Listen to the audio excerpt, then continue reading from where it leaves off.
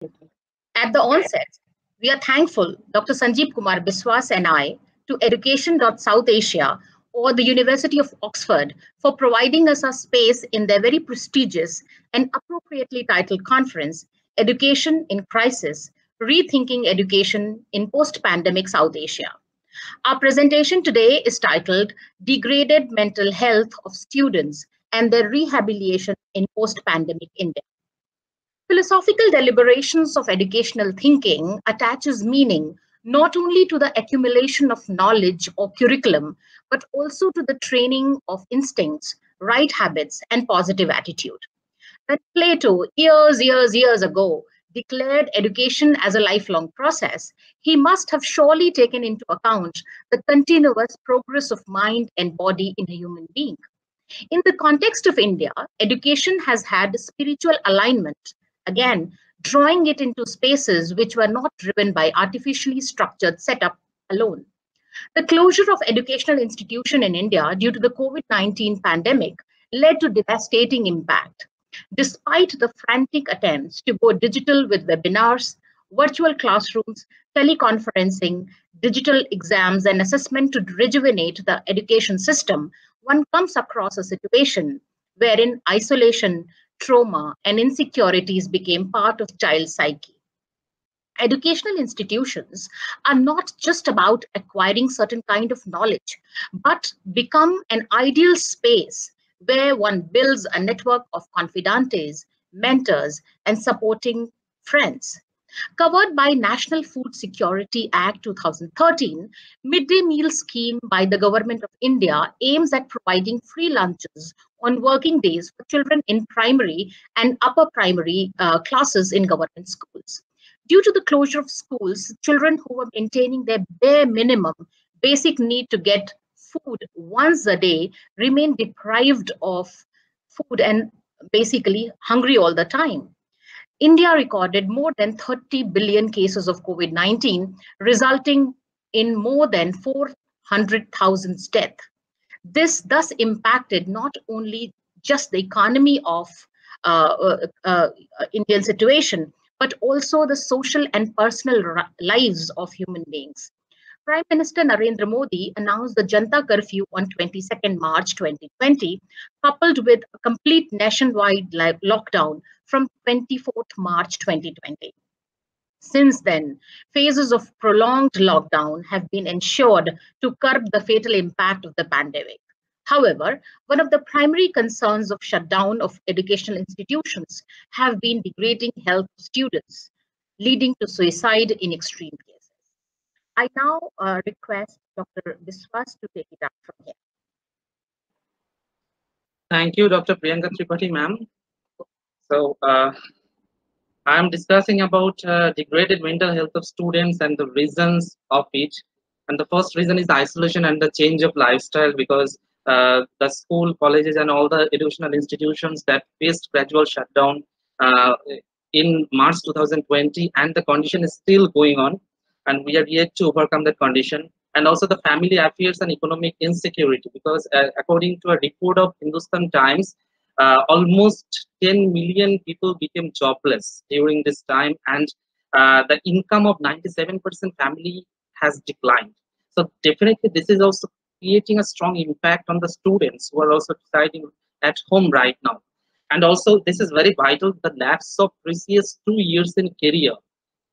Because we know that in most of the cases, there is an age limit for all the government examination, including the examination for any job. So definitely the students are at great depression when they are thinking this the loss of this precious 2 years in their career. And we have known that when our respected Prime Minister Narendra Modi cancelled CBSE board examination in India, and several states also followed that pattern, and the students, meritorious students, highly ambitious students, and they are also in a great distress because they could not be evaluated according to their preparation or according to their merit. And also the recession, and I have already discussed about the joblessness condition in India.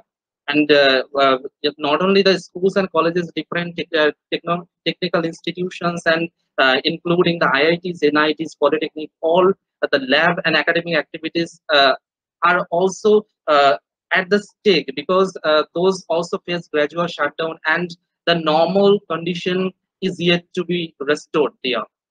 And also, if we think about the other students who are pursuing medical degree, and their condition is completely different because of the huge workload, and that is also creating one type of trauma and one type of depression, because every day they are watching so many dead patients, they are watching so many people suffering.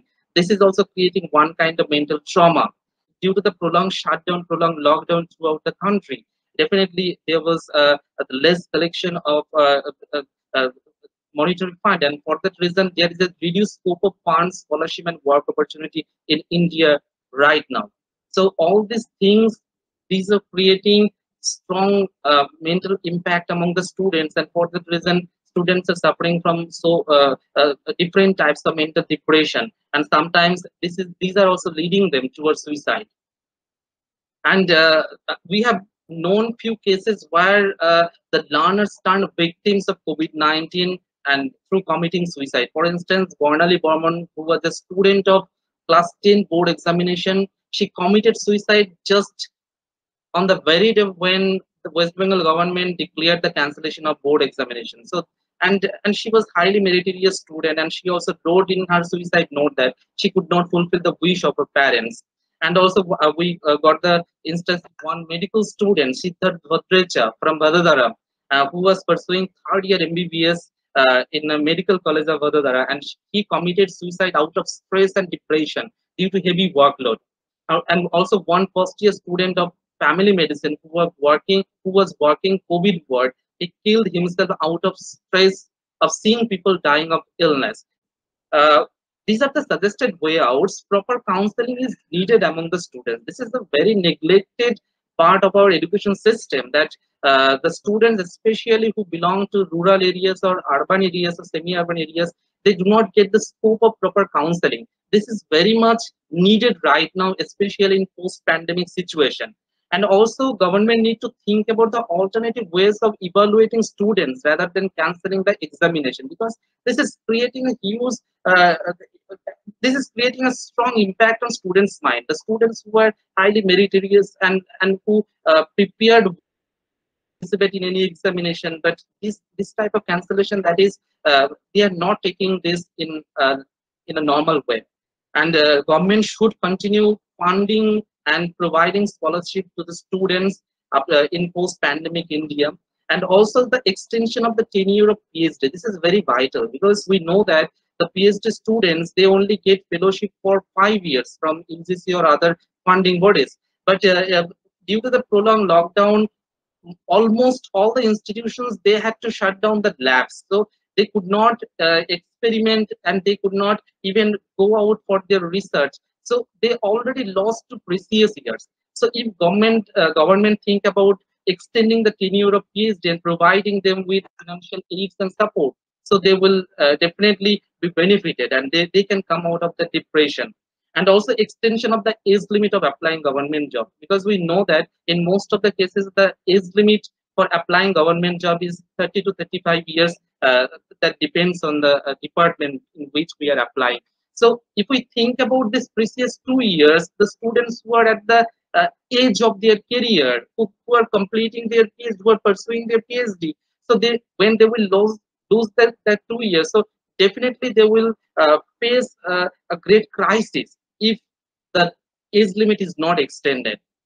And also giving, I request government and the NGOs and all sensible individuals to think about these matters, and I request government to give priority to student skills rather than academic marks, because we know that students could not be evaluated well on the basis of their merit, because sometimes they were evaluated on the basis of the marks of their previous class or any type of internal evaluation. I think that if we can execute, because it is not only possible for government alone, we all the sensible citizens, we should come forward to help government, to help the policymaker to execute all the plans. And we wish that we are very hopeful to come out of the situation and the trauma that the students are undergoing right now. Thank you very much.